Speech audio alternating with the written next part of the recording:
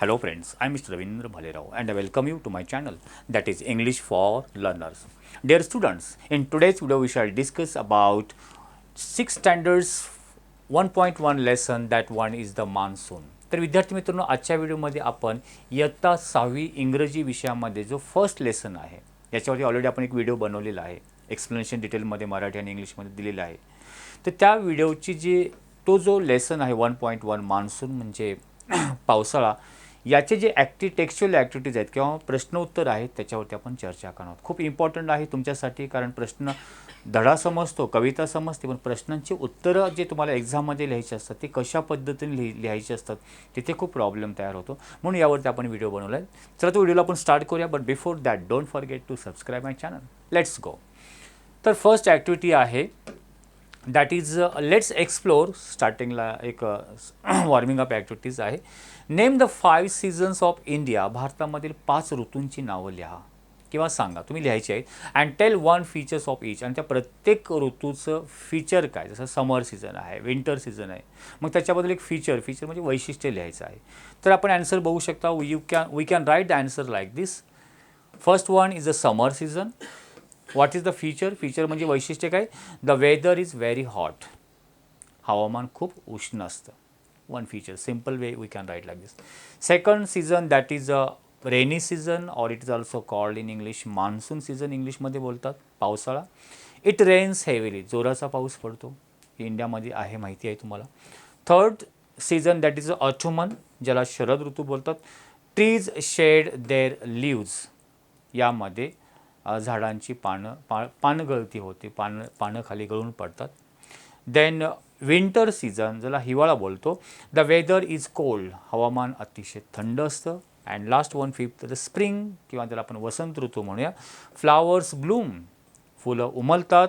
And the weather is pleasant. जे हवामान असतं अतिशय आल्हाददायक असतं, आनंददायक असतं. So these are the 5 seasons and their features.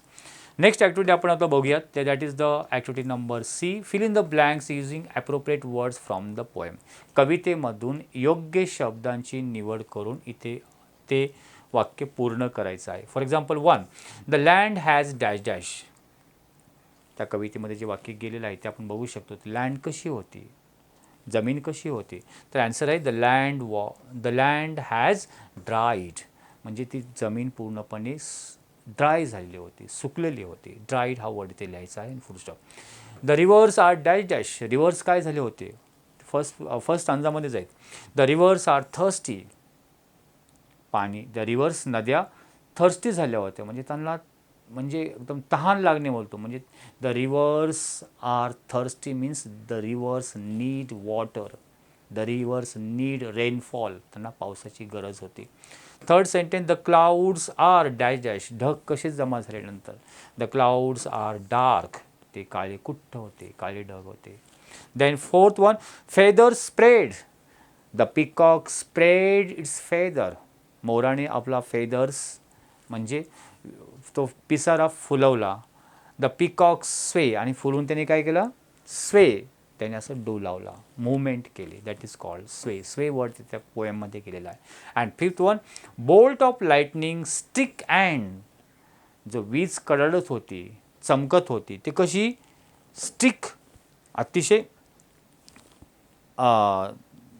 त्याची एक रेष तयार होती, चमकत होती. अँड शिमर प्रकारे, शिमर हा वर्ड तिथे गेलेला आहे. So in this way we can complete this activity. Next activity, the complete the sentence using the your prediction. तुमच्या मनाने तुम्ही अंदाज करून ते वाक्य पूर्ण करायचं आहे. If it does not rain. जर पाऊस नाही पडला, पाऊस पडत नाही तर काय होईल? आता प्रत्येकाचं वाक्य वेगळं असू शकतो. आन्सर आपण या प्रकारे लिहू शकतो. If it does not rain then काय होईल? The fields will dry. शेत पूर्ण कोरडी पडतील. And dry up and crops may fail. म्हणजे क्रॉप्स मे फेल म्हणजे क्रॉप्स येणारच नाहीत, पिकं येणार नाहीत. So this may be happen. Next, if it rains continuously. जर पाऊस कंटिन्यूअस पडत राहिला तर काय होईल? Then floods may occur. Occur म्हणजे होईल, घडेल. हॅपन, फ्लड म्हणजे पूर येईल. So this type of answer we can write here. Next activity that is activity number E. Find and write the words from the poem that rhyme. Rhyming words येथे लिहायचे आहेत. दिलेला शब्द बार्कला कोणता वर गेलेला आहे? लार्क. वंडरसाठी थंडर, मेरीसाठी चेरी अँड यार्डसाठी hard. So these rhyming words we can write and complete this activity. Next activity, that is F, read the poem and complete the given table. Poem read करून हा table पूर्ण करा. Words and त्याला similar words याच्यामधून लिहू शकता. थंडरसाठी याच्यामधून आपण कुठला वर्ड्स लिहू शकता, दॅट इज द रोर म्हणजे गर्जना करणे, गडगडाट होणे. हॅपीसाठी होस्ट म्हणजे असं काय बोलतो आपण, डोलणे, spread, bolt, bright and cheerful. आता हे वर्ड्स आहेत त्याचे आपण आन्सर बघूया. थंडरसाठी रोड, होस्टसाठी स्प्रेड, बोल्ट फ्लॅश चमकणे, देन ब्राईट अँड चेअरफुल आनंद हॅपी, अँड ड्रेंच म्हणजे पूर्णपणे ओले चिंब होणे, त्यासाठी कम्प्लिटली वेट हा आपण लिहू शकतो. याच्यामधला हा वर्ड इथे सिमिलर वर्ड्स लिहू शकतो. Next activity, that is which season is mention here. या दोन ओळीमध्ये रीड केल्यानंतर कोणता सीझन, जे आपण 5 सीझन बघितलं त्यापैकी आपल्याला बोध तयार होतो की आपल्याला अंदाज येतो. The land has dried, it's so parched. The fields are hungry, rivers thirsty. So these lines are taken from your that monsoon poem, त्याच कवितेमधून आहे. तर या दोन रीड केल्यानंतर कोणता सीझन आपल्याला रिव्हर्स थर्स्टी झाल्यात, द लँड ड्राईड झाले, पार्च म्हणजे अतिशय कोल्ड ड्राय होणे, तर काय दाखवतो, तर ॲब्सोल्युटली आपण म्हणू शकतो it shows the season of summer season. ठीक आहे. Next activity, read the think and complete the following. वाचा, विचार करा आणि हा टेबल पूर्ण करा. काय आहे, condition before rain. Condition before rain म्हणजे पाऊस पडण्यापूर्वीची अवस्था, अँड कंडिशन आफ्टर रेन पाऊस पडल्यानंतरची कंडिशन काय होते ते एका काही शब्दामध्ये लिहू शकतो. स्काय, आकाशामध्ये पाऊस पडण्यापूर्वी आकाश कसं असतं, निरभ्र बोलतो. क्लिअर कसं असतं, क्लिअरला आपण मराठीमध्ये निरभ्र बोलतो, विदाऊट क्लाउड्स. आणि पाऊस पडल्यानंतर तेच आकाश कसं होतं, cloudy, full of clouds we can see in the sky, that is called cloudy sky. भरपूर ढग जमा होतात. लँड कशी होती पाऊस पडण्या अगोदर, पूर्णपणे कशी असते, ड्राय, सुकलेली असते. अँड पाऊस पडून गेल्यानंतर लँड बिकम वेट, ओलसर होते. देन अर्थ, पृथ्वी कशी दिसते, अर्थ नॉट हॅपी. पाऊस पडण्या अगोदर पृथ्वी एवढी म्हणजे हिरवा पूर्ण उदास बनत, it is not happy. And after it become happy. So this way, by thinking and by reading this activity, we can complete the table.